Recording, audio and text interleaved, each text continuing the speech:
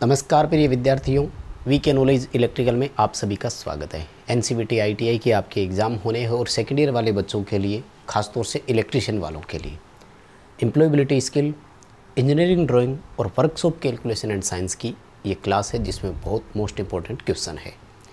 वैसे तो आपको थ्योरी की हम लगभग 26-27 क्लासेज दे चुके हैं।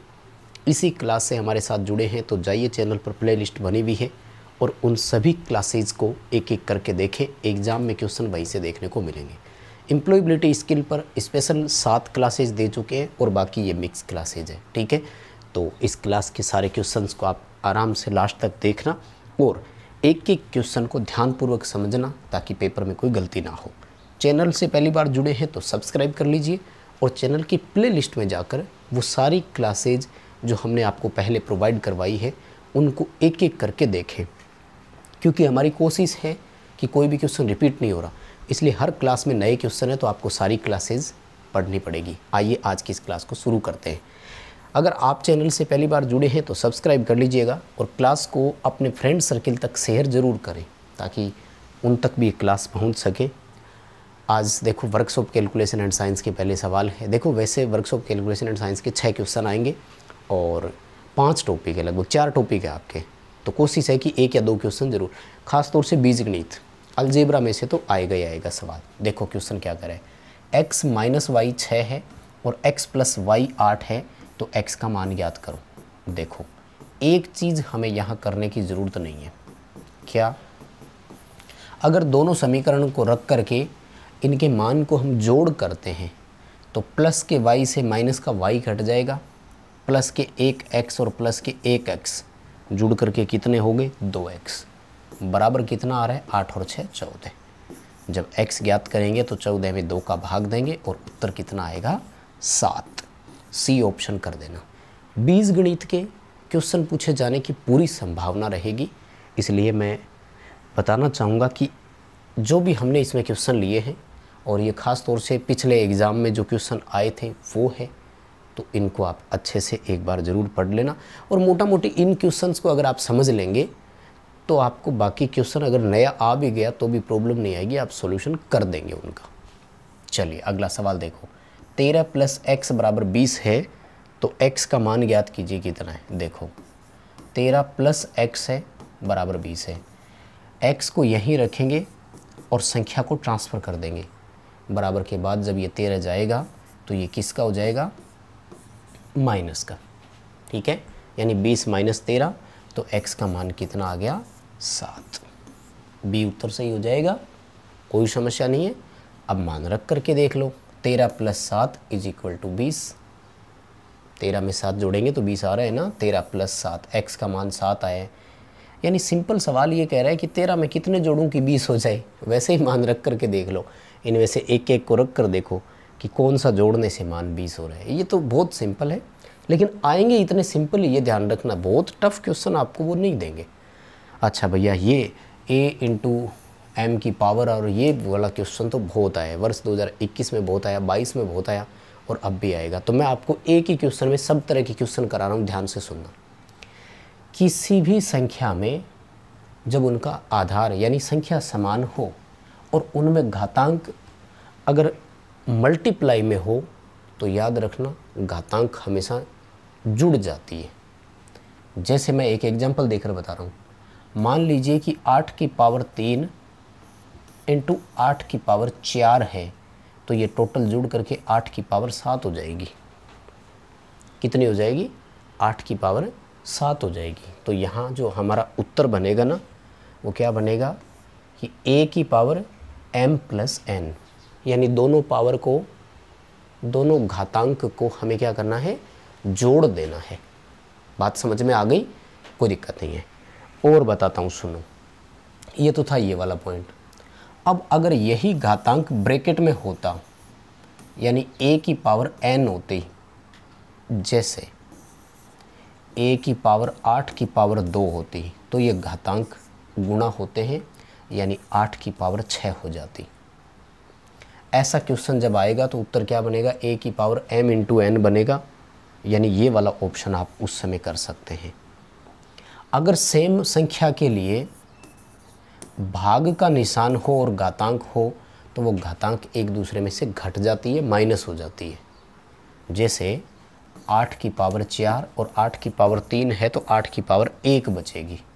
और ख़ास बात देखो, 8 की पावर 1 का मतलब क्या है कि 8 का मान 1 ही होता है। खैर आप ज़्यादा कंफ्यूज हो जाएंगे, मैं दोबारा बताता हूँ। जब ये क्वेश्चन इस तरह का आ जाए ना तो आपको दोनों घातांक को जोड़ देना है। अभी आपका ए उत्तर सही है, ठीक है।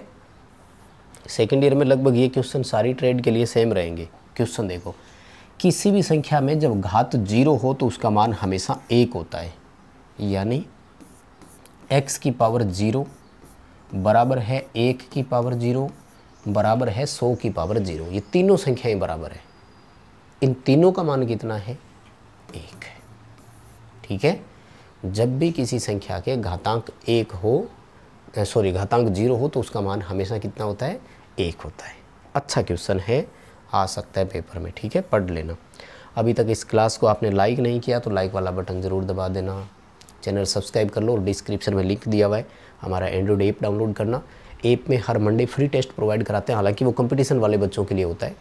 आप भी अब सेकेंड ईयर पास कर लोगे तो कंपटीशन के ही तैयारी करनी है तो वो आपके काम आएगा। और टेलीग्राम भी ज्वाइन कर लेना, डिस्क्रिप्शन में लिंक है। अगला सवाल देखो, x का मान 3 y का मान 2 है तो इस समीकरण का मान हल कर दो। कुछ नहीं करना, मान रखना है और हल करना है। x का मान कितना है? 3। 3 की स्क्वायर, 3 की घातांक कितनी है? 3, यानी 3 × 3 × 3 कितना आएगा? 3 3 9 और 9 3 27 प्लस 3 का 3 रखेंगे, y की स्क्वायर, y कितना है? 2। 2 की स्क्वायर कितना है? 4। तो वो इसके साथ क्या करेंगे? गुणा करेंगे, यानी 3 × 4 इंटू x कितना है? 3। 3 की स्क्वायर कितनी? 9। बस इनको मल्टीप्लाई कर दो, कितना आया? 9 3 36 108। 27 प्लस 108 कितना आ रहा है आंसर? 105। भी कुछ नहीं करना है, x का मान रख देना है, y का मान रख देना है और हल करना है। बस गुणा भागी करना है एक तरह से। ए उत्तर आएगा 135 आ रहा है, ठीक है। अच्छा ये दो, वो आ गया वो जिसको मैं एग्जांपल बता ही रहा था। a की पावर m की पावर n है ना, तो अब आपको क्या करना होगा? घातांक को गुणा करना पड़ेगा अब आपको, तो डी उत्तर आएगा। a की पावर m × n। अब प्लस नहीं कर सकते आप, ठीक है, माइनस भी नहीं करेंगे। माइनस तब करते हैं जब भाग वाला निशान होता। डी उत्तर आएगा। अभी ये क्वेश्चन जब आ रहा है सामने आपके आए हुए हैं, ये क्वेश्चन ध्यान रखना, सबसे ज़्यादा बार इसी तरह के क्वेश्चन रिपीट हुए थे गणित में। तो सवाल देखो अगला क्या कह रहा है? x का मान ज्ञात करें। समीकरण दे दी बस। वो कह रहा है कि 3 × 2x - 4 बराबर -4x + 28 है। कैलकुलेशन करके पक्षांतरण कर दो, उत्तर आ जाएगा। कैसे? देखो, 3 को 2x से मल्टीप्लाई करूँगा तो 6x आएगा। माइनस का निशान है, 3 को 4 से गुणा करेंगे तो 12 बराबर -4x + 28। ये समीकरण तो एज इट इज़ रहेगी, कोई दिक्कत नहीं है। देखो, 4x को बराबर से पहले ले आता हूँ, संख्या को बराबर के बाद भेज देता हूँ, एक तरफ कर लेते हैं तो उत्तर हल हो जाएगा। 6x अपनी जगह पर एज इट इज़ रहेगा और जो 4x बराबर से पहले माइनस, बाद में माइनस के तो पहले आकर किसके हो जाएंगे? प्लस के। बराबर का निशान 28 अपनी जगह पर है, 12 यहाँ माइनस के है तो बराबर के बाद जाकर किसके हो जाएंगे? प्लस के, ठीक है। कॉमन संख्या ही है, कोई डाउट नहीं है किसी को। 6 और 4 कितने हो गए? 10x बराबर कितना आ रहा है? 18। 28 और 12 जोड़ेंगे तो 40 आ रहा है। x ज्ञात करेंगे तो 40/10, उत्तर कितना आएगा? 4। बताओ क्वेश्चन समझ में आया क्या? ये सिंपल क्वेश्चन है लेकिन वेरी इंपॉर्टेंट है, पेपर में देखने को ज़रूर मिल जाएंगे। कर देना वहाँ अच्छे से इनको, ठीक है ना। चलिए अगला सवाल, 5a² + b × 8 a की 5 b की 3 का गुणन मान क्या होगा? अब देखो, संख्याएं जब आ गई तो उनको गुणा करने का तो नॉर्मल तरीका रहेगा, यानी 5 और 8 को गुणा कर दो, उत्तर कितना हो गया? 40। लेकिन अच्छी बात क्या है कि सारे ही ऑप्शन में तो 40 दे रखा है। तो अब सुनो, घातांक देखो सेम है कि नहीं है, a और b, मतलब आधार दोनों में, और बीच में निशान किसका है? गुणा का। तो दोनों पावर को आपको क्या करना पड़ेगा?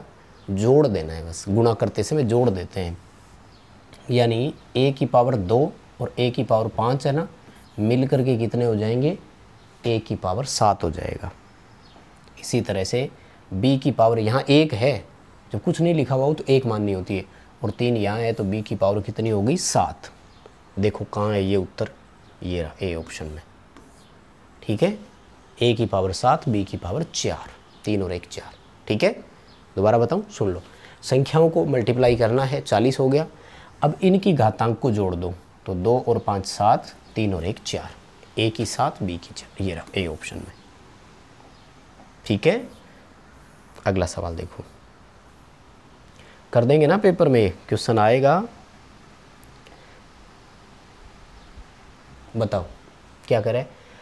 14x + 3y 25x + 2y का मान क्या होगा। x को जोड़ दो, 25 और 14 कितने हो गए 39, 39x प्लस 2 और 3 कितने हो गए 5y। ये लो, इससे सिंपल तो क्या ही होगा क्वेश्चन, है ना। एक जैसी संख्याएं होती है तो उनको जोड़ देना है, x को जोड़ दो, y को जोड़ लो, निशान भी सब में प्लस का है। अगर माइनस की बीच में कहीं भी होती तो संख्याएं आपकी कम या ज़्यादा हो जाती। जैसे यहाँ माइनस होता तो -1y इसका उत्तर हो जाता, और यहाँ ना होने के बजाय यहाँ माइनस होता तो प्लस का 1y होता, और इनमें से किसी एक में माइनस होता तो भी वही अंतर करना होता उस समय, ठीक है। अभी जोड़ना है क्योंकि निशान सब में प्लस था। और अगला सवाल देखो, ये तो एक वो सीधा फॉर्मूला ही है, a² है ना, याद रखना है बस, 2ab + b² वाला। तो देखो ऐसा फॉर्मूला जब भी हो तो क्या होता है, ऐसा फॉर्मूला जब भी हो तो क्या करते हैं अपन, बीच वाले निशान को बदल देते हैं, बाकी सेम रहता है ना। तो ये आपका देखो a और b का है, तो a² और b² लास्ट वाला जो है ये तो सेम रहते हैं, बीच वाला निशान बदल जाता है। बीच वाला किस में बदला हुआ है, a में बदला हुआ है। यानी अगर यहाँ माइनस है तो ये -2ab होगा, और अगर प्लस होता यहाँ तो +2ab होता, लास्ट वाला प्लस ही रहेगा, ठीक है। इसलिए ये दोनों तो वैसे नहीं आ सकते, ठीक है। शुरुआत वाला प्लस ही रहता है, केवल ये वाला निशान बदलता है एक फॉर्मूले में, ठीक है। अगला सवाल देखो क्या कह रहे हैं। ये एक तरह से वही चीज़ होगी जिसका हम एग्जाम्पल लेकर चल रहे थे। वो कह रहा है कि 5x की घात 4 है और 5x की पावर 3 है, तो इसका मान क्या आएगा। देखो संख्याएं सेम है, x की पावर 3 है, x की पावर 4 है, भाग लगेगा तो 1 बचेगा, यानी केवल x बचेगा आपके सामने और कुछ नहीं, ठीक है ना। क्योंकि 5x का मान कितना आएगा 1, यानी 5x की पावर जो है ना 4 का मतलब है 5x 5x 5x, तो आपके पास जो ऑप्शन बचेगा वो 5x बचेगा, ठीक है। ए उत्तर आएगा। दोबारा समझा देता हूँ मैं, सॉरी सी नहीं आएगा, ए उत्तर आएगा। मैं दोबारा बता देता हूँ कैसे। 5x की 4 का मतलब है 5x + 5x + 5x, ऐसे 4 बार लिखा हुआ है। और 5x की पावर 3 का मतलब है कि ऐसे 3 बार लिखा हुआ है, ये लो। तो अब ये 3 कटेंगे तो पीछे कितना बचा 1, 5x बचेगा, अकेला x नहीं बचेगा, सॉरी, ठीक है। ए ऑप्शन आएगा इसका। अच्छा, अब ड्राइंग शुरू हो गया है, इंजीनियरिंग ड्राइंग, तो ये इलेक्ट्रिशियन वालों के लिए स्पेशल है, ठीक है। देखो सीढ़ियों की लैंप का डायग्राम दिया हुआ है और पूछा है कि किस स्विच का उपयोग करते हैं। कोई डाउट ही नहीं है, 2 वे स्विच काम में लेते हैं, ठीक है। और कितने 2 वे स्विच लगते हैं, 2, फर्स्ट और लास्ट दोनों 2 वे स्विच होते हैं। अच्छा, उसके बाद में एक गणित का फिर आ गया, क्या करें कि यदि राशि 42 है, राशि का मतलब योग, सम, इंग्लिश में सम बोलते हैं, हिंदी में योग, योग 42 है, तो लगातार 3 संख्याएं क्या होगी, जोड़ लो, उत्तर आ जाएगा। जैसे जोड़ करेंगे, अब इनको जोड़ने से भी 42 नहीं हो रहा, इसको भी जोड़ने से 42 नहीं हो रहा, इसको जोड़ने से 45 हो रहा है, ऑप्शन ही एक ही बचा, 13 14 और 15। ये घट करके एक इधर आ जाएगी तो 14 14 14 हो गए, 14 3 42, ठीक है। सी उत्तर है इसका भी। इन संख्याओं को जोड़ करके भी आप कर सकते हो। अच्छा, बीच में मैथ हो रहा है, वो ड्राइंग का वैसे ही कोई क्वेश्चन आया था। 11x + 4 = 37 है, x का मान ज्ञात करना है, तो क्या आएगा 11x = 37 - 4, प्लस का है ना, बराबर जाके माइनस का हो जाएगा, तो 11x = 33, x ज्ञात करेंगे तो 33 में 11 का भाग देंगे, उत्तर कितना आएगा 3। बताओ सवाल समझ में आ रहा है क्या। थोड़ा सा स्पीड से बता रहे हैं लेकिन कोई इश्यू नहीं है, समझ आ जाएगा, क्वेश्चन सिंपल ही है। x का मान ज्ञात करना है भैया, जैसे ही x का मान ज्ञात करोगे तो 960 में क्या करना होगा, 120 का भाग देना होगा, क्योंकि यहाँ गुणा है ना, गुणा में है तो संख्या भाग में चली जाएगी, और भाग में देंगे तो 8 उत्तर आएगा, है ना, 12 × 96, सी उत्तर कर देना हम। अच्छा नेक्स्ट देखो, ड्राइंग का क्वेश्चन है, थ्योरी में भी आ जाएगा, एम्प्लॉयबिलिटी स्किल में कहीं भी आ जाएगा, एक क्वेश्चन आएगा। सुरक्षात्मक उपकरण कौन सा है, यानी इनमें से ऐसा कौन है जो हमें प्रोटेक्शन प्रोवाइड करवा रहा है। बड़ा सिंपल है, प्रोटेक्शन के रूप में तो फ्यूज ही आएगा, ठीक है। प्रतिरोधक, कैपेसिटर और मैग्नेट ये तो आने से रहा। सुरक्षा युक्ति कौन है, ध्यान है ना, फ्यूज, रिले, सर्किट ब्रेकर ये आएंगे। बस बार, आइसोलेटर ये सुरक्षा युक्तियों में नहीं आते हैं, ध्यान रखना। फ्यूज, सर्किट ब्रेकर और रिले ये आते हैं जी। अगला सवाल देखो, वायरिंग में अर्थिंग का संकेत हमें कौन करता है। देखो ये है अर्थिंग का संकेत, ठीक है। और ये इस तरह से आ जाए तो इसे बोलते हैं चेसिस ग्राउंड। ग्राउंड के दो होते हैं अलग अलग, ध्यान रखना, ठीक है।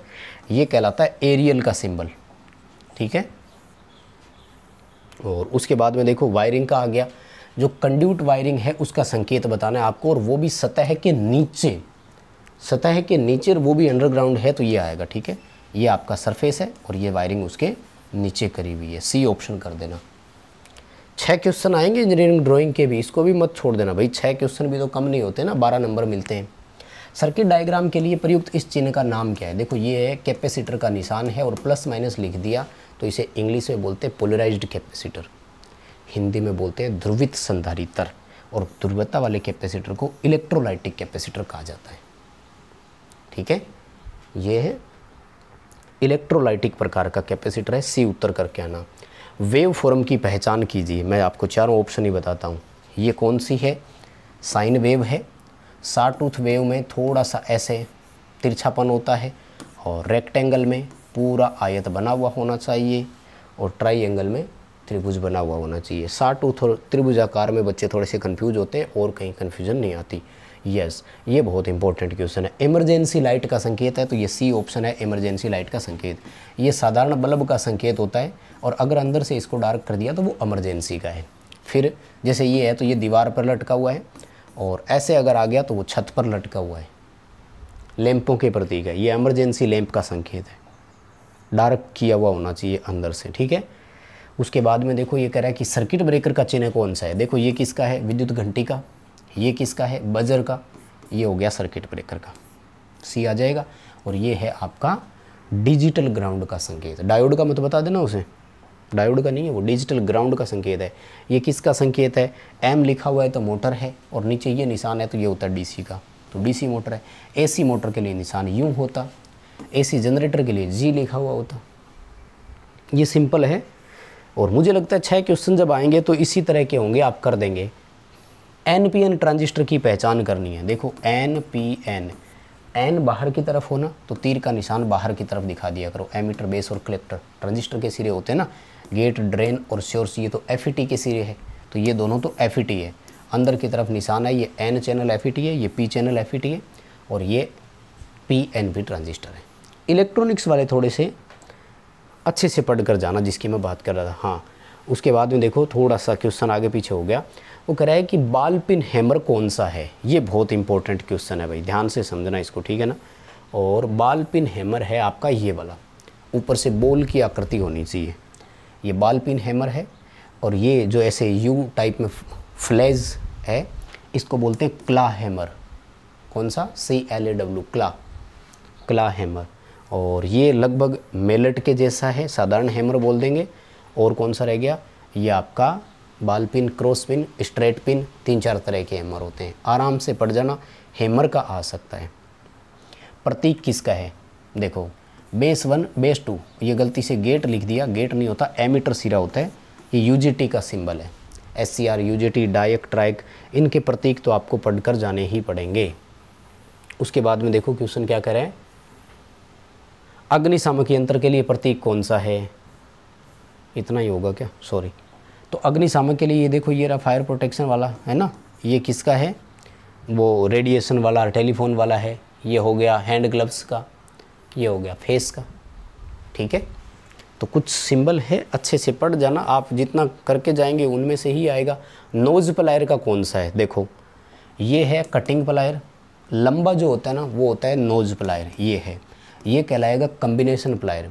और अगर इनमें आगे ऐसे यूं होना तो उसे बोलते हैं लॉक प्लायर, वो लॉक निकालने के काम आती है, नोज नहीं, लॉक प्लायर। एक थोड़ा सा तिरछा हो तो उसे बोलते हैं डायगोनल कटिंग प्लायर।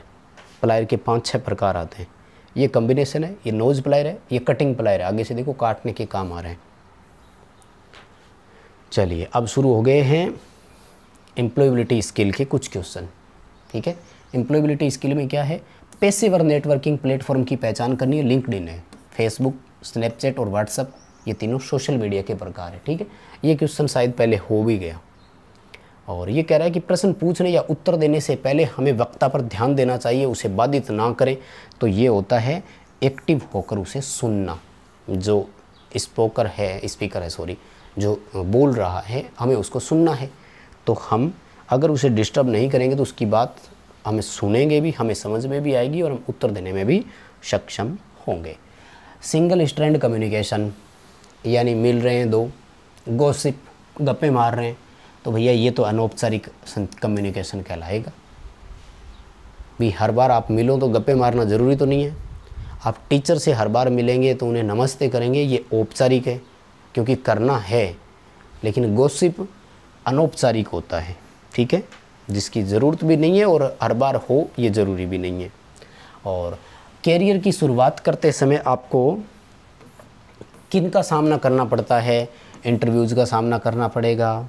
अगर कहीं भी जॉब के लिए जाएंगे तो आपको इंटरव्यू देना पड़ेगा। उसके बाद में देखो ये कह रहा है कि औपचारिक लिखित संचार, जो इलेक्ट्रॉनिक मेल जिसे शॉर्ट में ईमेल बोलते हैं हम, यही तो पूछा है इन्होंने। औपचारिक तरीका है, इंटरनेट के माध्यम से उसे भेजते हैं हम, ईमेल कहलाती है। ईमेल फॉर्मल कम्युनिकेशन में आएगी, ये ध्यान रखना। ठीक है, तो बस प्रिय विद्यार्थियों इतना ही है आज की इस क्लास में। उम्मीद करता हूँ आपने कुछ नया ज़रूर सीखा होगा। वीडियो लाइक ज़रूर करेंगे, चैनल भी सब्सक्राइब करेंगे, ऐप डाउनलोड कर लीजिए, डिस्क्रिप्शन में लिंक है। ये वीडियो अपने दोस्तों तक शेयर कर देना। बहुत बहुत धन्यवाद।